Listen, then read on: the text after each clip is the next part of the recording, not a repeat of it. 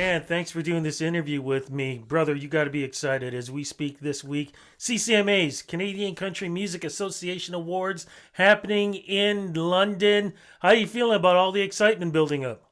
It's really, really great because I know we all know that nothing could happen last year. So this year, now that we have the CCMAs back in action, we're excited to bring the Blue Jay Sessions, a songwriters event series that typically happens in Calgary, on the road to London to help celebrate. So, exactly, for folks who don't know what this is, explain Mhm. exactly what it is, please. So we are a Nashville style songwriters rounds event series. We used to pop up in different locations in Calgary over the past 2 years. We now have our own home venue called the Prairie Emporium. And what we focus on is we look to find some of the best up and coming talent, typically in Western Canada, though we do have acts coming from outside of Western Canada. And they join the circle. Obviously, you get a ticket, you sit down as an attendee, and you get this really intimate experience where you can hear music and then also hear the songs, the stories behind the songs. And it's a really cool way to hear artists that maybe you've heard of already or discover new ones. Now, for folks who have never been, I've been lucky enough to be part of this. Folks who have never been part of something like this, I want Mm-hmm. to go into a little bit more detail because people are used to being in bars. They're used to being in the big either festivals or in a big, stadium or something Mm-hmm. like that. Really talk about how different this is because if there's ever a artist fan connection through Mm-hmm. music and talk, this is it.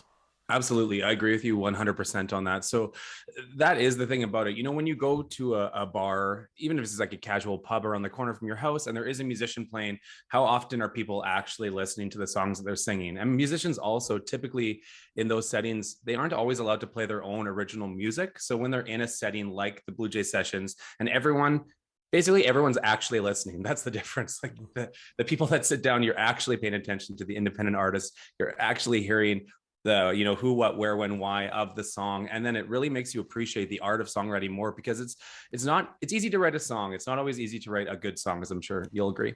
Does it surprise you sometimes when you're back, you're organizing all this, and you're listening to the music and listening to the stories, and there's a song that you've heard for such a long time, and then the artist tells you a bit of the story behind it, and you go, "Wait a second, I had no clue Mm-hmm. that's what the song was about." Mm-hmm. Absolutely. Some songs are very clear cut in terms of what they're about, if it's about heartbreak or something like that. But then I find often with the songs that are actually sort of, happy partying on the weekend kind of songs, sometimes they actually stem from sort of a dark or sad situations and people wrote a song to sort of lift them up. So I found that has always surprised me about, specifically with country music. It's always interesting to hear the songs that you just think are party anthems sometimes have a way more dynamic story behind them.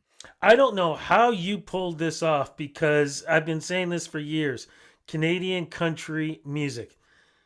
When even with these, new stars that are on the rise, Mm-hmm. they're so damn good. How the hell do you go through that collection of folks and go, okay, this is who we're going to be having in these sessions?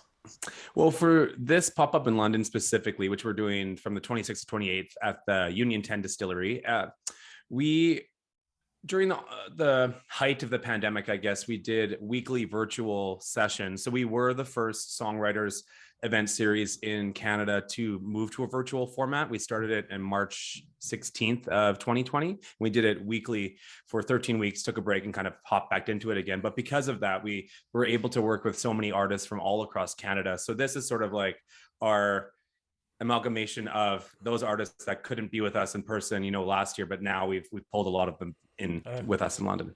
All right, brother, who are some of the artists who are going to be part of this? We have so many amazing people. Obviously, I'm based in Alberta, and I think we have so much talent here. But Aaron Goodvin, probably the most well known on our kickoff night. He's super talented. Mariah Stokes, Dorje, the singing shaman. We have Tanya Joy, who's a folk singer from Ontario. She's absolutely phenomenal.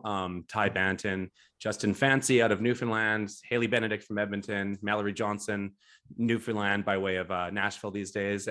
Ryan Lindsay, a CCMA nominee. Nice Horse.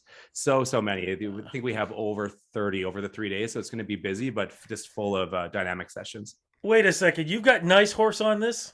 Yes. How are you going to keep them in an intimate setting? Anybody who knows Nice Horse, they are stadium all the time.